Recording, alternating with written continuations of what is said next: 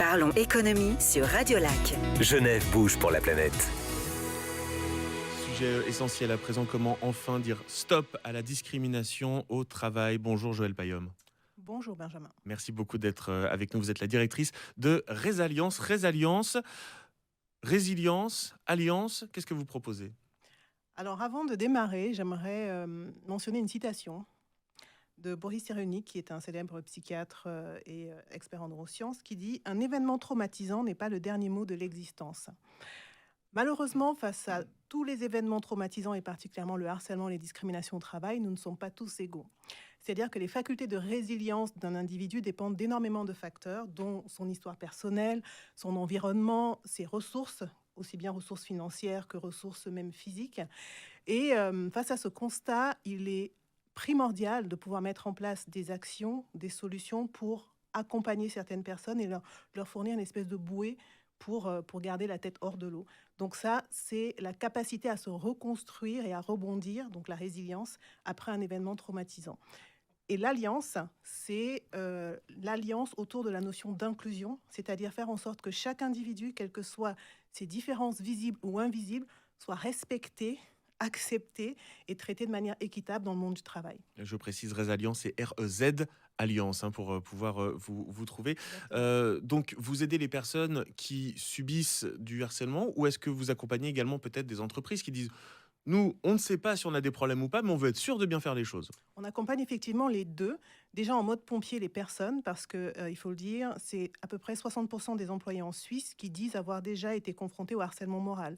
C'est 6 femmes sur 10 qui vont être confrontées durant toute leur vie professionnelle au harcèlement sexuel. Un homme sur 10, parce qu'il y a aussi les hommes qui sont concernés.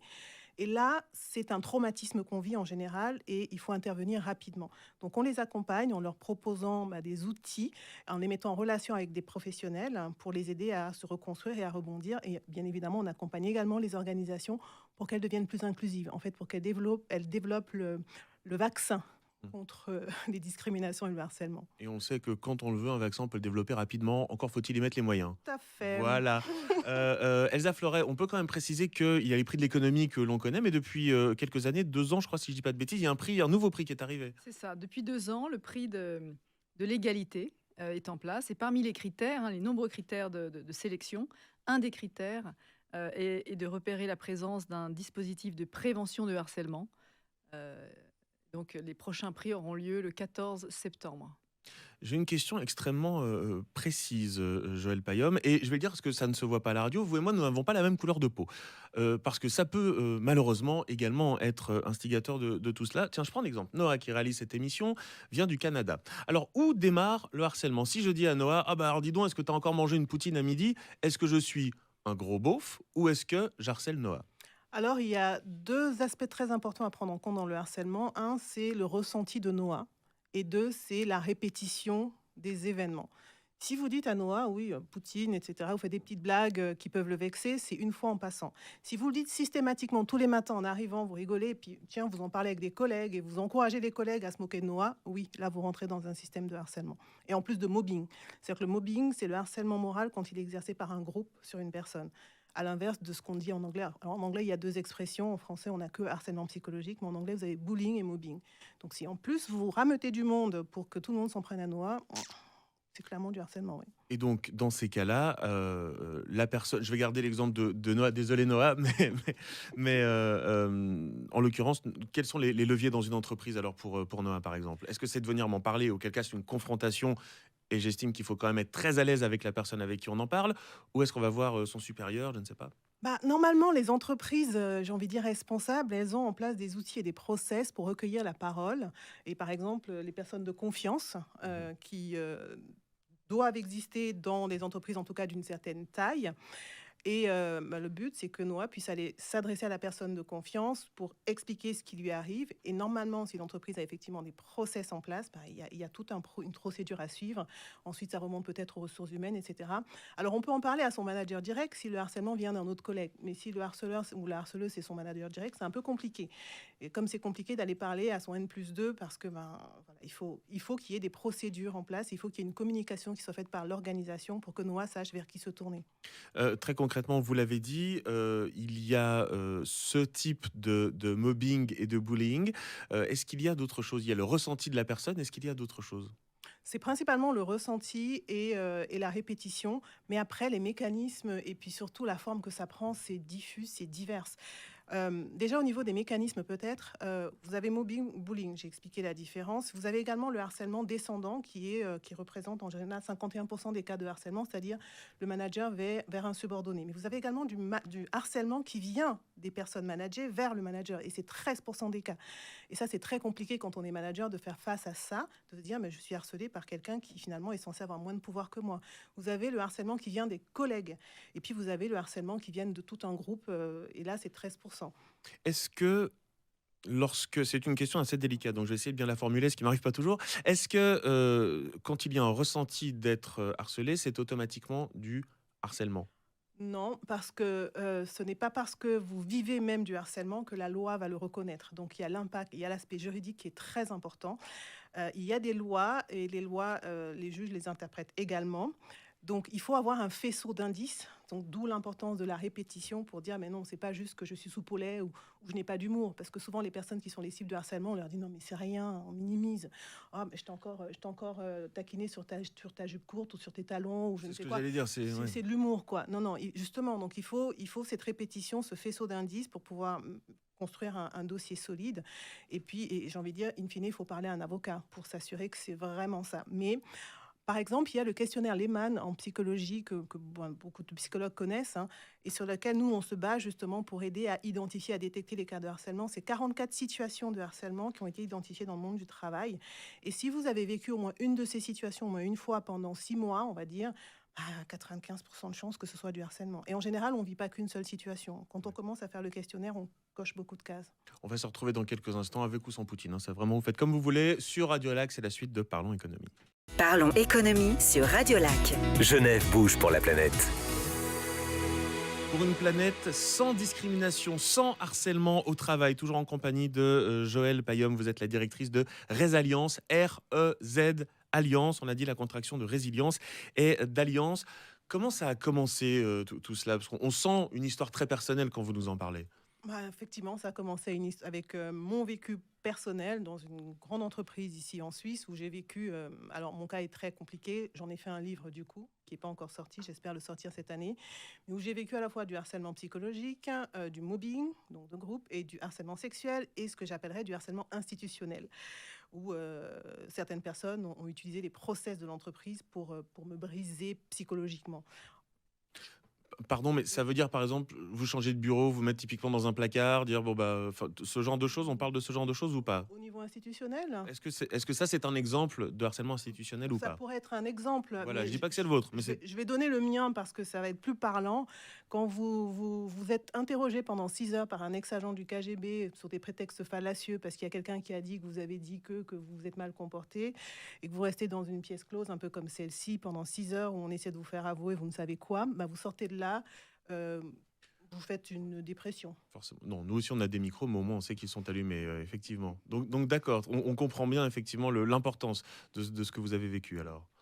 Et donc aujourd'hui, vous vous êtes dit, pour aller plus loin, pour lutter contre ça, c'est Exactement. transformer un problème en solution, finalement. C'est très En beau, fait, ça. c'est partir d'une histoire personnelle et me dire je veux plus jamais que ça se répète parce que moi j'ai failli y passer à cause de ça et je me suis dit non, ça ne peut pas, ça ne doit plus se passer. Puis dans mon cas, il y a eu un procès qui a duré 2 ans et pendant ce procès, j'ai appris énormément justement sur les failles du système, sur les lacunes dans les organisations au niveau des process, etc.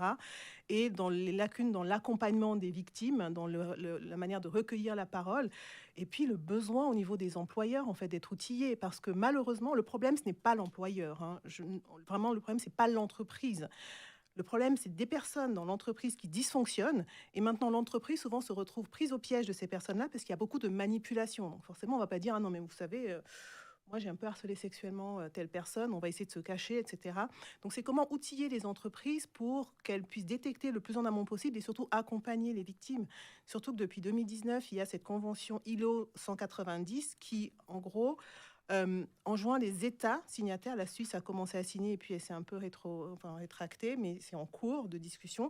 C'est enjoindre les États à mettre en place des mesures pour accompagner les victimes Et parce que c'est juste un fléau. Ça coûte 10 milliards à peu près le coût de la santé mentale au travail en Suisse, donc 3% du PIB. Hein. Alors voilà, ça c'est un aspect extrêmement important. Si on prend les choses simplement sous l'angle économique, dans une émission qui s'appelle Parlons économie, il y a un réel coût aussi, qui peut aussi engendrer de l'absentéisme. On comprend Exactement. facilement pourquoi. Donc là aussi, ça peut être important de prendre les choses à bras le corps, ne serait-ce que pour ces notions-là. Ne serait-ce que pour ça, il y a les risques psychosociaux, on en parle de plus en plus. Derrière les risques psychosociaux, c'est le stress, mais derrière le stress, il y a énormément de situations de harcèlement.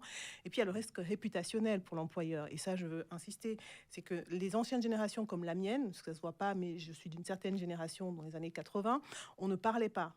Moi, j'ai réussi à parler de mon cas parce que j'ai lancé cette association, j'ai créé cette organisation. Mais aujourd'hui, les jeunes générations, dès qu'il y a un problème, on va sur YouTube, on crée une chaîne et puis on dit tout le mal qu'on pense de l'employeur. On a 1 million de followers en une semaine. Les employeurs ne vont pas pouvoir s'amuser à mettre des procès à tout le monde. Et puis une personne qui parle, elle permet de libérer la parole d'autres personnes. Est-ce que, là encore, c'est une question touchy, j'aime pas les anglicismes, mais là j'ai rien d'autre. Est-ce que c'est automatiquement bien de dire cette entreprise XYZ n'est pas une bonne entreprise parce que j'y ai été victime de harcèlement? Est-ce que on ne met pas le curseur trop loin dans l'entresens avant de le recentrer, de dire oui, il y a des problèmes, faut pas les cacher non plus, et voilà comment on les aborde? Comme je redisais précédemment, le problème, ce n'est pas tant l'organisation, c'est le fait de ne pas agir. C'est-à-dire que les entreprises aujourd'hui, ce qu'on leur dit, c'est dans tous les cas, et ça existe dans votre. Quand je parle avec des chefs d'entreprise, je leur dis pendant qu'on est en train de parler, il y a une femme qui est en train de se faire, une femme qui est en train de se faire harceler sexuellement, il y a quelqu'un qui est en train de se faire mober. Vous ne pouvez pas mettre un flic, excusez-moi, derrière chaque employé. Je Et vous peut-être excuse. que c'est votre head of sales qui est en train de dysfonctionner ou votre RH. Ce qu'on vous dit, c'est que ça arrive, c'est pas sous votre contrôle et le fait que ne confondez pas être coupable et être responsable. Par contre, si vous ne mettez pas en place les outils pour identifier et pour accompagner les personnes, là, vous devenez complice. Alors, vous qui avez cette expérience du terrain, qu'est-ce que l'on constate actuellement dans les entreprises? Quel est je dirais presque, c'est horrible à dire, mais la tendance en termes de discrimination? Écoutez, les discriminations, elles sont partout. Clairement, le harcèlement, je le mentionnais tout à l'heure, c'est 60% des personnes qui ont vécu du mobbing.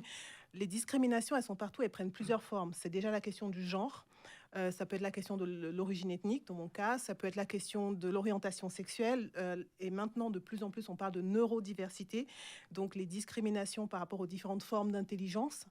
Donc c'est vraiment partout et en plus de ça, elles peuvent être croisées. On parle aussi du terme intersectionnalité. C'est par exemple une femme comme moi qui a été victime et de sexisme et de racisme.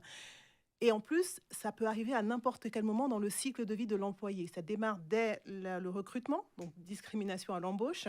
Ensuite, les promotions. Ensuite, les systèmes de sponsoring en interne. Et même au niveau du licenciement, il y a encore des discriminations parce qu'il y a des messieurs qui sont licenciés avec un joli package.